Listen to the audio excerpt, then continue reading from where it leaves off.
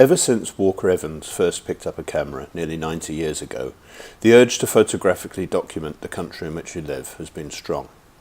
I have been living in the UAE for over 8 years now, and given that I will most likely leave before I hit the decade, and despite my frequent travels elsewhere, it was always my adopted home country that I wanted as the subject of this project. My initial intention was to create a psychogeographical survey of different cultures in Dubai and the impact that they have on the physical environment of the city.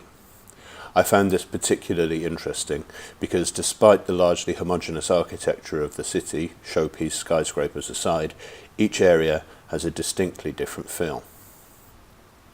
I have been very much influenced recently by a strand of Americana photographers whose subject matter tends to be the wide and empty spaces of the Midwest, and who share an often film-based aesthetic of low-contrast images with washed-out and desaturated colour. I felt that this lent itself well to Dubai, particularly the lower-density, non-tourist areas that I was interested in documenting. The intention was to look purely at the physical fabric of the city and how cultures had an impact on that, and a lovely idea it was too. However, as quickly became apparent, a collection of architectural photographs taken in an architecturally homogeneous city is not exactly the most arresting experience.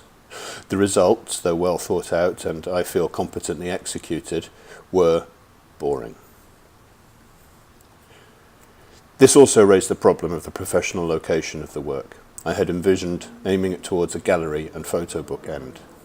However, in terms of galleries, there are only really two that specialise in photography in Dubai, and I felt it unlikely that either would go for a succession of pictures of low-rise pink and beige buildings with slightly different signage, and even I wouldn't buy the book.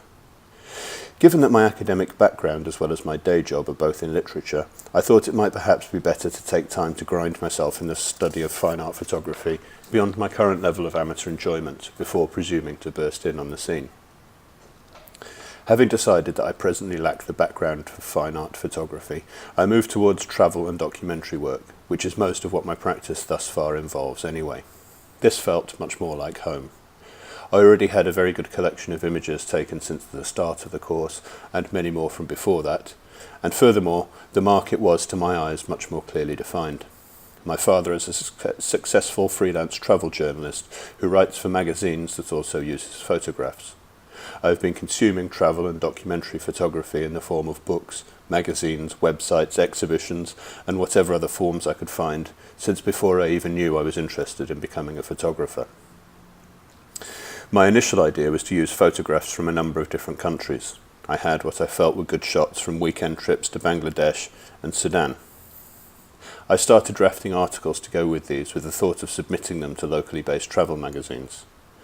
The two major magazines, Condé Nast Traveller Middle East and a free quarterly magazine called Ultra Travel, were both aspirational products dealing with high-end travel.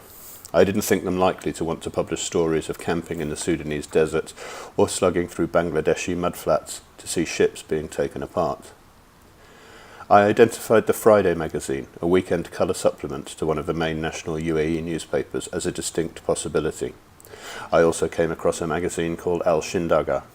This is the in-house publication of the Al Habtoor family group, a group which happened to own the school in which I work.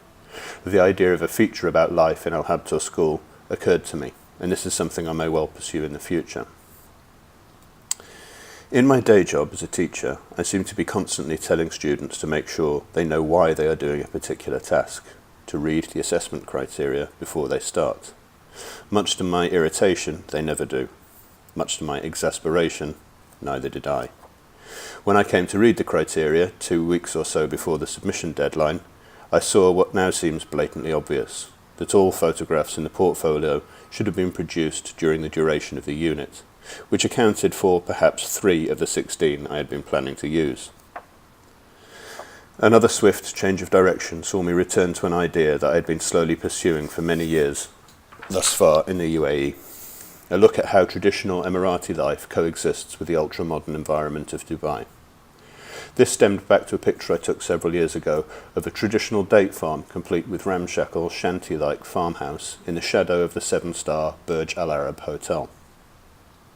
I know Al Safo, the area in which this photo was taken, very well, and I've been back several times to take the same shot in different lighting and weather conditions.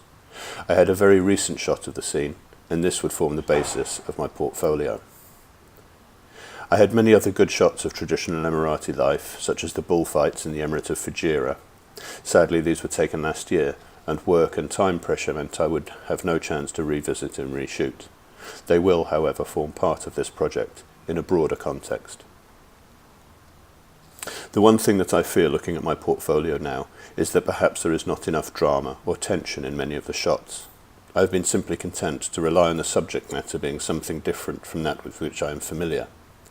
At the camel races, for example, I have many what I feel are good portraits and shots of people riding and racing camels, but only a tiny percentage show any degree of emotion or tension. I intend to address this in future work.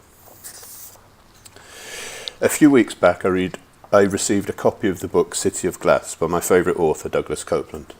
Copeland is a generation-defining novelist, as well as a visual artist, non-fiction writer and graphic designer.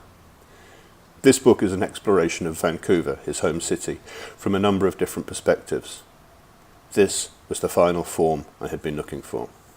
The idea that my traditional versus modern Dubai project could form a single chapter in a longer work, which could incorporate other projects, with both photographic and written, was where I'd been aiming without even realising it. I checked Kinokuniya, by far the largest bookshop in Dubai, and the only one with a photography section. And the section for local photography consisted mostly of framed postcard shots, books of old photographs of different areas, and seemingly assorted other art supplies. The only more serious feeling book was a collection of street photography. I checked this in the hope of finding the name of a local photography publisher, but it appeared to have been self-published and printed in Germany. The only other local publisher of photography seems to be the Explorer Group. They do have several series of photography books, but these mostly, again, seem to be coffee table tomes of postcard-style shots. Extremely impressive, but not what I'm looking for at the moment.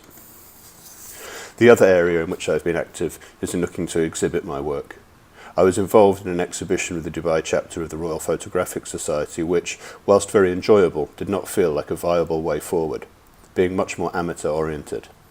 I have also met with the manager of Some of Us, a coffee shop, restaurant and gallery, which is part of a very fashionable group here. I hope to be exhibiting 6 to 10 photographs there in the coming months. It is still not an out-and-out gallery, but it offers the possibility of some sales, and it is a way to get my name known. So I feel that whilst not a major avenue for exhibition and self-promotion, it is still something worth pursuing.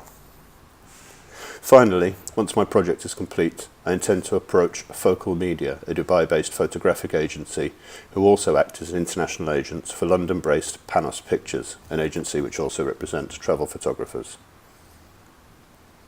In summation, I am pleased with where I've gotten to over the course of this module, in terms of both my practice and where I foresee it being placed. I feel I have a clearer route forwards, although there is still work to be done. My intentions after this unit ends is to look to get published in a travel magazine and to submit my completed portfolio to an agency. I also intend to expand on this portfolio with a view to using it as one chapter or section of a longer work.